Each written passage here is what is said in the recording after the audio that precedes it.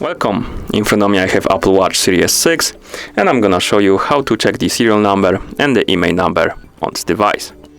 First, we need to wake up the screen on our watch. To do it, press the side button or tap on the screen.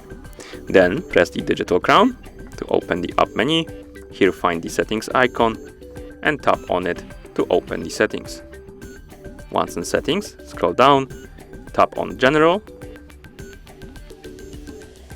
Here's tap on About,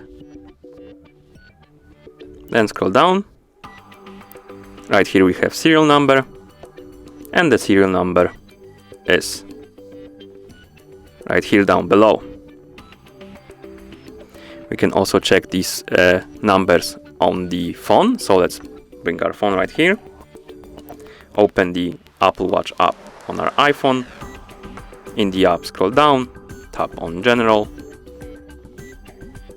Here tap on About,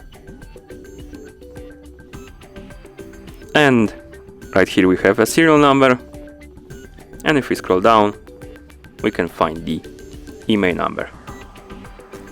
And that's how you check the serial number and the IMEI number on this device. Thank you for watching.